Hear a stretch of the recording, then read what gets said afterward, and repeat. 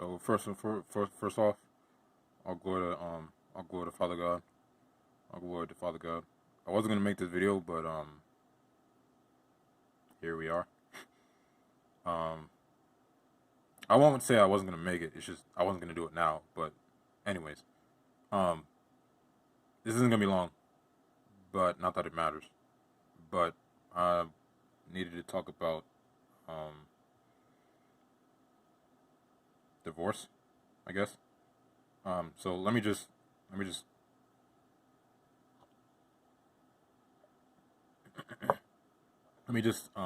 read off um Matthew 5:32. It's literally just one verse. Um, so Jesus said, and this when he was teaching, he says, "But I say unto you that whosoever shall put away his wife, saving for the cause of fornication, causeth her to commit adultery, and whosoever shall marry her that is divorced committeth adultery." So, um, let me just start by saying, so divorce is like this, right? Like divorce, like actually, like I don't know if y'all have like I don't know if I should say that. Let me change my words. So divorce, the thing about divorce is, well, let me start off by marriage, right? So marriage, right, is when I'm not gonna get into the whole spiel about it, but basically marriage is when two become one, and it's like a ministry, and excuse me for the quick like run through, but I'm trying to get through this. Um, Marriage at the end of the day is a covenant acknowledged by God, right? It's a covenant acknowledged by God. And so when you have divorce, what is divorce? Jesus says in a later passage, let man not separate what God has brought together, right? So if Jesus says, let man not separate what God has brought together, then we can surmise that divorce is clearly separating what God has brought together. However, what happens if God didn't bring you together? Certain marriages, I'm not going to get into this because this could take forever. Not that there's a problem with that. I'm not trying to make a big deal out of the time of this. I'm just saying, like, I could talk about this for like an hour. People usually make a big deal. Help me, Holy Spirit.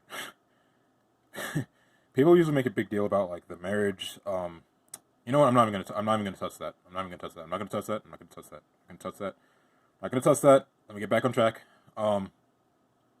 As I was saying, marriage is a covenant acknowledged by God, right? So what happens when that covenant is established but it is not acknowledged by God? When you separate in a covenant that is not acknowledged by God, is it still divorce? How do I put this? Let's say, so okay, hold up. So me, for example, right? Um, I have a, let's say, I'm just gonna say it. I don't really care if y'all don't believe me. It is what it is. I gotta put this out here. I have a wife, right? But she's not my wife yet. Like she's my wife. Like I know she's my wife because Jesus told me who my wife is, right? But we're not married yet. I mean, we're all married. I'm just saying, anyways. At the end of the day, I have a spouse from Father God, right? My wife is my wife because I've been put in a covenant with her from Father God, right? If that is the case, then if I divorce from her, which I would never do, but let me just finish this. Let's say I divorce from her, right? Jesus says, let man not separate what God has brought together. And he says in verse 32 that whosoever shall put away his wife, saving for the cause of fornication, causeth her to commit adultery. And whosoever shall marry her that is divorced commits adultery. So if you are brought together by Father God, and let's say your spouse fornicates with somebody else, right? If you divorce from them, you have to understand what he's saying. If you divorce them, you will cause them to commit adultery.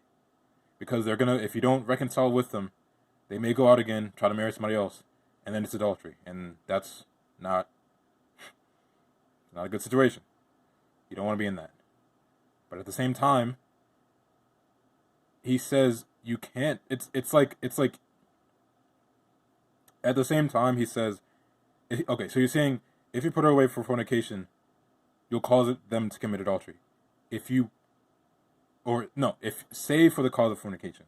So the whole thing about that, like basically, like if they're fornicating, then they've basically like gone out of their way to separate you, to separate themselves. I'm sorry for being all over the place.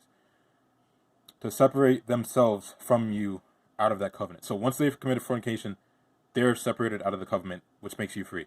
Which is why when you say separate from them, when they commit fornication, it's no longer their let's say their blood being on your hands. However, if you separate from them, except in the case of fornication, if you separate from them for anything else, well, they just don't hear me. They just don't listen to me. That the sex isn't good. They don't understand me. They like, it's all these bullcrap reasons people can come up with. But Jesus says clearly, except for the cause of fornication, if you separate from them, you will cause them to commit adultery, because they will go back out, go to somebody else, and they'll be an adulterer. And anyone who marries, so this is a two-edged sword here, anyone who marries that person that you separated from, because, again, if it's not for fornication, when they go back out and they marry again, not only do they commit adultery, but the person who married them, whether it be in ignorance or whether it be knowingly, the person that they marry and the person that they marry and themselves are now both adulterers, because you separated from them when they didn't commit fornication.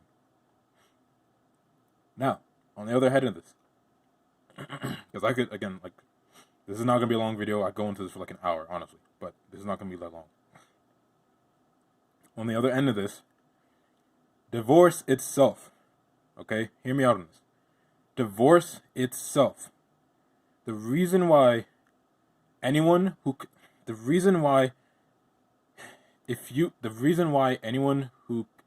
divorces, right, except for the cause of fornication, the reason why, if you divorce from them, except for the cause of fornication, it becomes that you make them an adulterer, because they go out again and they marry somebody else, and the person that marries them is an adulterer. The reason why it's like that, okay?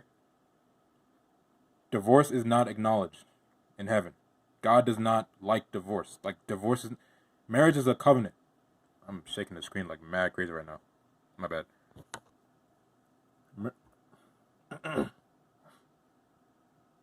Excuse me. Marriage is a covenant, right?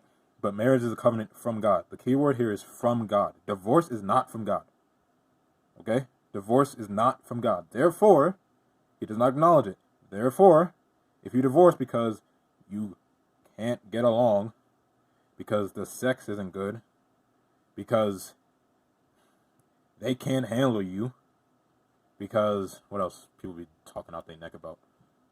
I don't know what the reasons are, but it's all bullcrap anyways. But whatever the reason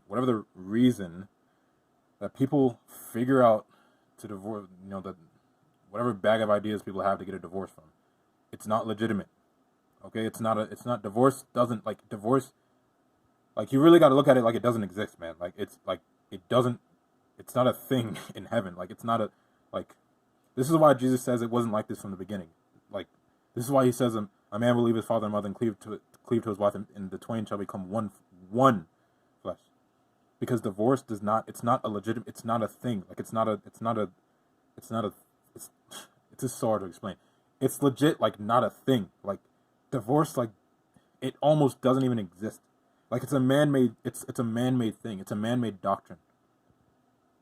It's like how Father God says, what did he say? He said, in vain they worship me, when he was talking about how people can, like, they talk with their mouths, but their hearts are far from him. He said, in vain do they worship me, teaching the traditions of men as doctrine. right? Well, guess what a tradition of man is? Divorce. That's a man-made thing. It's not like it's not something that heaven came up with. Oh man, they can't get along. The husband's really stubborn. The wife's really stubborn. They can't get along. They've fallen into the lust. Oh no, man. Oh, they didn't. Heaven didn't. God didn't come up with divorce. That's not a godly thing. That's not a thing from heaven. That's not a holy thing. Okay, like this is why if you come up with some reason out of your bag of ideas to divorce, with aside from fornication, which even, oh my gosh, I could get into this for like like a good 30 minutes, but this is getting on 10 minutes. So I gotta hurry up. But this is why if you come up with something out of your bag of ideas as to why to get divorced, other than fornication, you're not walking in kingdom. You're not walking in you're not walking in. I dare say you're not walking in the spirit. Honestly, I'm pretty sure I'm like 99% sure you're not walking in the spirit. If you come up with some idea to get divorced, other than because he literally, first of all, he literally points it out. Second of all, when two become one, you're one. Like God has made you one. So it's like if you're coming up with if God has already made you one, how do you cut that when God has already made you one? You know, it's like if let's say I'm with my wife, right? And I'm like, forget you, I'm gonna divorce. I'm out. And I go out and marry somebody else. The marriage didn't end. Like the marriage didn't like me. I'm getting it. Like if I get a divorce, the marriage didn't end. In God's eyes, the marriage did not end. Okay, so like you think you can get a divorce and then just start over. That's not how it works. As far as godly covenants go, because I'm gonna get into the other part. As far as godly covenants go, like when you're set up by God to be with that person, the marriage does not end. It doesn't end. Like you're still with them. Even if you get a divorce, you're basically like when you get a divorce, you're basically saying, okay, I'm about to just live in a separate house. That's basically what you're saying. You're just saying you're gonna live apart from each other, but you're still married. The divorce means nothing. It's a man-made thing. Now, in the spirit, you're still joined, which is why when you marry somebody else, it's adultery. Now, as for the cases where God did not bring you together, seek God on this. But in the cases where God did not bring you together and you were following your flesh and you got married, let's say when you didn't know what marriage was, a bunch of reasons. When you get married and God did not bring you together, if it's not of God, seek out on this, because this isn't a license to just go out and make mistakes. This isn't a license to just mess up a marriage. But I'm saying, in cases where God was not a part of the marriage, in cases where God was not the one who brought the covenant together, right? When a separation like that happens, it wasn't a covenant to begin with because God didn't bring it together. Okay? So, there are some instances where people get married, okay? They get divorced. And they separate. But in God's eyes, they were never married to begin with. It was never a legitimate thing because it wasn't from Him. So in those cases, which again, seek God on this and don't use this as an excuse, or God is not mocked. You're not going to get away with it. You will not get away with it. It will be a hell for you if you try to test this out. Like, oh, let me just go get married to whoever I want, and if it doesn't work out, woohoo. Don't do that.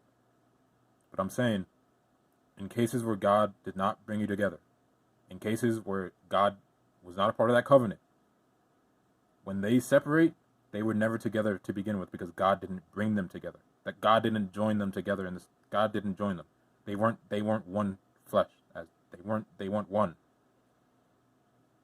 So in those cases, it's not adultery when they remarry to their, let's say, God ordained spouse. Let's say they're God, they're the spouse who God wanted them to be with, because when they leave the person that they were never in covenant with to begin with to go to the person that they were with in covenant, then that's the end of that. They're with the person that they're meant to be in covenant with.